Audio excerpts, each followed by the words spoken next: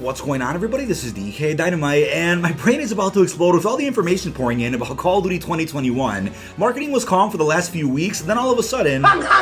So I'm going to try my best to recap everything that's going on tonight in regards to World War II Vanguard, the official teaser trailers, a massive change for the franchise, and more. Definitely stay tuned. But before we jump into that, be sure to hit that subscribe button down below, and let me know in the comments. How are you guys enjoying Season 5 thus far for Black Ops Cold War and Warzone? And are you guys ready for the massive Vanguard marketing, which is apparently starting right this second? I do feel like it's been a complete 180 in terms of community energy towards the next Call of Duty. This game took a little bit longer than usual to build momentum around the YouTube and Twitter space, since a World War II game didn't sound too enticing at first for fans out there, but as new information has poured in from different gaming insiders, journalists, the press, people are getting more and more excited by the day. Now I am surprised though that they decided to start hyping up this game now instead of this Monday, since Season 5 just came out less than 24 hours ago, but Activision said, you know what, let's not have the Call of Duty community breathe for a few minutes, let's just jump right into things and get the momentum going, since the reveal trailer is apparently next Thursday, which is very exciting. Now first and definitely foremost, the official Call of Duty Twitter account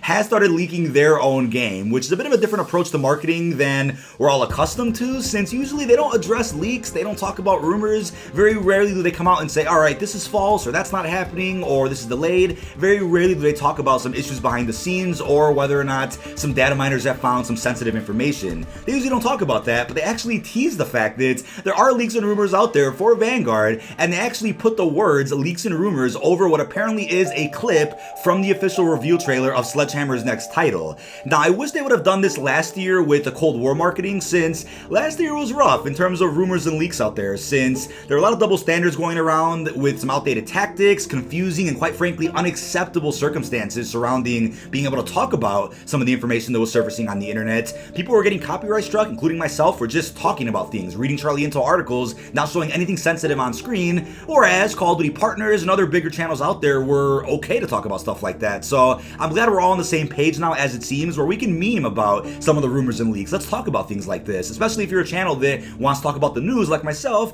It's okay to just have a conversation about it. It's not going to harm anybody, right? Now I know some early information that surfaces could be harmful if it has massive spoilers for a story or contains a surprise that developers want it to be kept hidden. I understand that completely, but in terms of the news tonight, it's nothing but great information that just builds more hype for the community, which we really need right now, and I think it's totally acceptable to just have a conversation about it. But next up, all of a sudden, influencers started receiving this video, which is very clearly some crispy CGI from the reveal trailer of Call of Duty Vanguard. And the CGI, I want to say, has never looked better. Sledgehammer, for whatever reason, always knocks it out of the park with their cutscenes compared to other developers. I mean, other developers definitely have some beautiful cutscenes that look very realistic, but Sledgehammer, for some reason, has some magic touch with their CGI. It's just incredible to see. There's a reference to Arthur Kingsley in this CGI here that's based on the real World War II sergeant named Sidney Cornell, and you can definitely tell they're going to be basing some of this storyline around real history, but then probably going in their own direction with a unique story that Call of Duty's never told before. But the fact that influencers are receiving early footage like this probably means they've already had some type of meeting with developers, whether it's a Zoom call or being able to play the game through some early access, and they'll probably have some embargoes lifting next week where YouTubers will be able to post some gameplay reviews or just a video discussing what they saw so far. So expect that in the next couple of days, since YouTubers are clearly involved in whatever marketing schedule they have planned right now. And all of a sudden, we got a new cutscene added to the ending of a Warzone match upon winning the game. So depending on who wins that match, they'll be going up to their exfil chopper and they'll get sniped by a mysterious woman who appears to be an operator from World War II Vanguard. And she is being claimed to be Lady Death, who was a real-life Soviet sniper who has hundreds of confirmed kills, and she'll be playing this type of role here in the Vanguard campaign. So the fact they added this also tells us that we're just right around the corner from a massive reveal event, and we'll talk more about what the event may be like in a few minutes, but I think Sledgehammer has something in store for us that we really haven't seen before in this franchise. I mean, Sledgehammer had me worried at first, considering they were originally working on COD 2020 and then got pulled from that project, so they clearly only had a little over 2 years to make Vanguard, right? It wasn't a full 3-year development cycle, since Cold War was originally their game, but then Treyarch and Raven took over and finished it and took it in a new direction. It's now a Black Ops sequel. But I definitely think with how they've expanded their studios and have so many people working for them, that they've been able to pull off something that has gotten done in an efficient amount of time, even despite the pandemic, which is impressive. Now, so much information is pouring in from dozens of different Twitter accounts, gaming insiders, journalists. It's really hard to keep up with this, but let's go through as much information as we possibly can that appears to be safe to discuss, especially for channels that just want to talk about the news, right? I did see that some accounts out there were tweeting certain pieces of information that got DMCA claimed, or there were insiders that got told by Activision to take down certain tweets. So aside from that, we're going to skip over that, which clearly is a bit too sensitive, and we're going to talk about things that clearly are safe here. So according to Modern Warzone, these are the following important dates for Sledgehammer's new Call of Duty. August the 19th is supposed to be the reveal trailer. Doesn't say an event, but just a trailer itself, possibly teasing the story, a little bit of gameplay. And then from August 27th to the 29th is supposed to be the alpha, which may be available on all platforms at once, not PlayStation exclusive like we had last year with Cold War. Then for September the 10th through the 12th, we have the PlayStation beta. So at the very least, the beta itself will be exclusive to PlayStation for a couple of days. And then the following week, September the 16th through the 20th, will be the beta for everybody, PlayStation, Xbox, and PC. November the 5th is a supposed release date right now for Vanguard, whereas November the 23rd is going to be the start of Season 1 for the next Call of Duty. So those are some very important dates, and I guess you can say, considering Season 5 does end in the first week of October, that Season 6 won't go anywhere past the first week of November, and that'll be the end of Black Ops Cold War's life cycle. We'll talk more about how Year 2 is going to work deeper into this video. I'm really intrigued to see how people react to the gameplay, since World War II was such a solid game a couple of years ago. Despite having some wonky leadership, that game got so much better after a change in leadership. I think it was after January of that game's life cycle. So imagine seeing leadership like that, but throughout this new Call of Duty with a much bigger team this time across the board. Lots to look forward to here. Now, the next thing I want to bring up is in regards to a reveal event. People out there are very confused, and rightfully so. It was originally rumored a few months ago that the Cold War reveal event was codenamed X1, and an event called X2 was found by some curious individuals in the community. So that was claimed to be the World War II Vanguard reveal event inside of Verdansk, and evidence for the X2 event still exists. An icon was actually found for that event, but what's being claimed right now by certain insiders, again subject to change, is that that event is not tied to the reveal trailer for World War II Vanguard, but instead may end up just being an event that transitions us from Verdansk to the brand new Warzone map. Again, there's information about a Panzer Zug, which is an armored train from the Second World War. That may pop up somewhere. I'm sure they'll try to find a type of story explanation to tell us how we go from 1984 all the way back to World War II. We're going back in time here, right? We were first in, 2020 for Verdansk, then the 80s, now we're going back to what could be the 40s.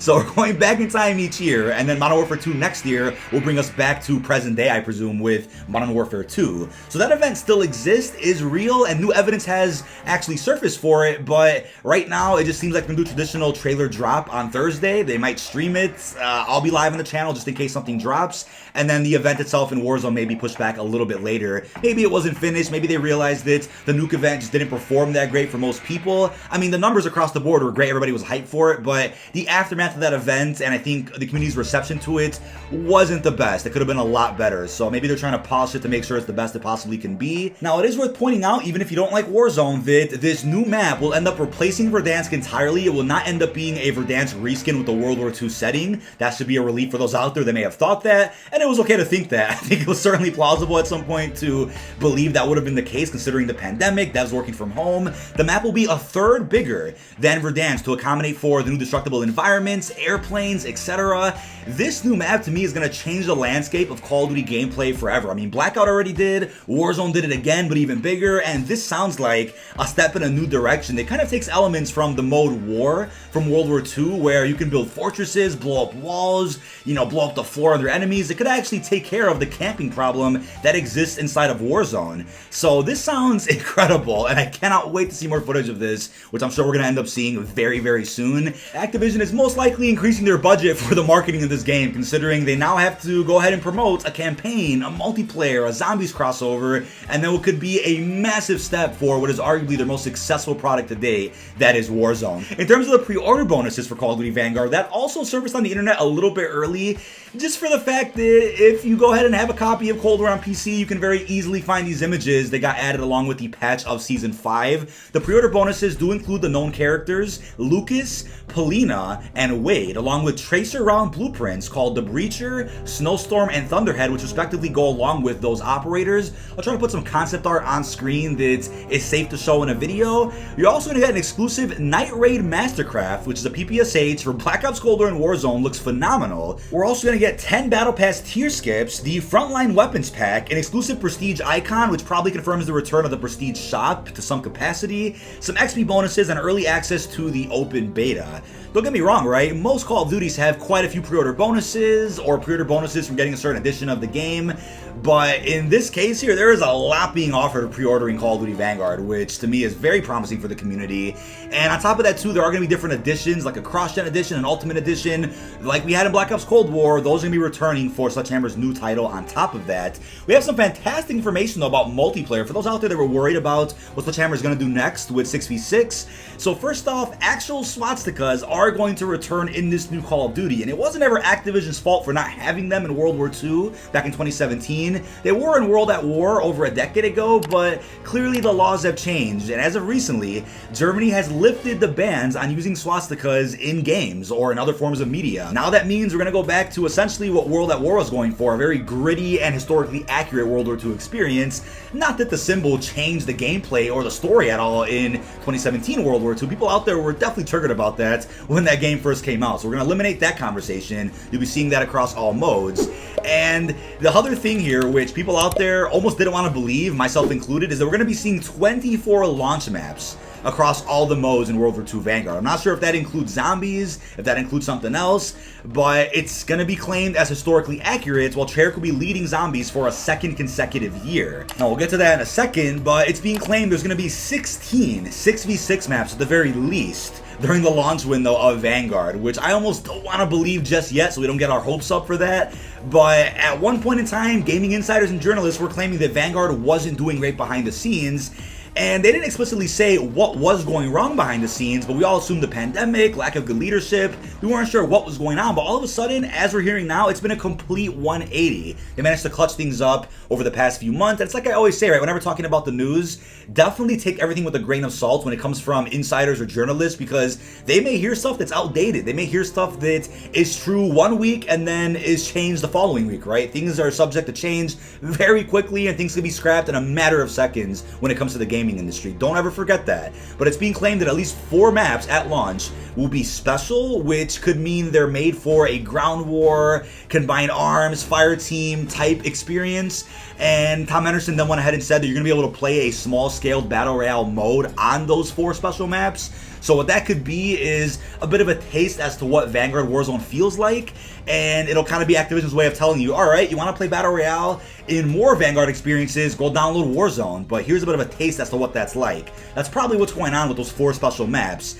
But we also got information about huge competitive support for Call of Duty Vanguard. For those out there that haven't been happy with the competitive esports aspect of Call of Duty multiplayer, from Modern Warfare, from Cold War, here's some real promising news about that. And I do know World War II had some phenomenal support and some great features for the competitive aspect, so I'm glad that they're kind of adopting that again here with Vanguard. And impressions on launch are important for the community, because people out there are getting frustrated, myself included, with the fact that a game does come out in, let's say, late October, early November, and it's missing some very important features that we don't end up seeing until January, February. I mean, let's have everything launch right away at release, or don't drop the game at all until those features are ready to go. You know what I mean? So that for the rest of the post-launch season, we're worried about new features, new content, new maps, not waiting for things that should be in the game at launch. So it looks like they're, listening to that feedback and making sure that the competitive scene is as strong as possible here with the next Call of Duty. But this next bit is something that got rumored a couple of months ago, and I didn't want to believe it because it sounded too good to be true. But now it's all but confirmed,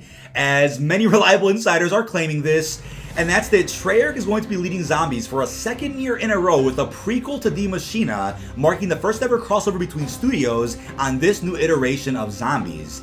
And I guess this does confirm that we're not going to see a year 2 for Cold War, but a Treyarch year 2 is still happening in terms of the zombies mode. And again, if you're wondering what's going on with a Zombies Chronicles 2, possible remakes, I don't see that fitting in Vanguard at all. Again, it may drop, but I think it'll be saved for a better moment in time. Who knows when that is? I know it's frustrating, but we're probably going to look back at the life cycle of BO4, of Cold War, and say, you know what, it makes sense that they save the Chronicles 2 for COD 2023 or whatever the game is that ends up dropping on.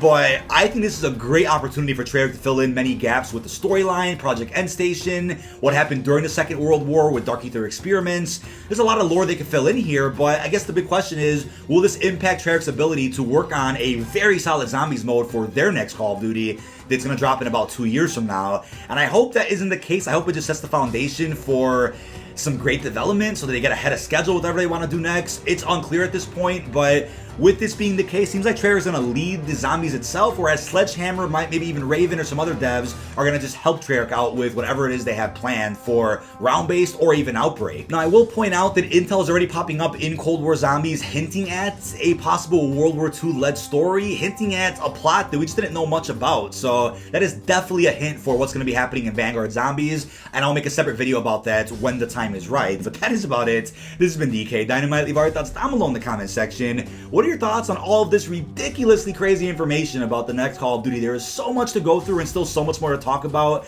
and I will have more videos updating you guys whenever it's safe to talk about some other info that has surfaced. I would assume more official marketing will drop this weekend, possibly Monday.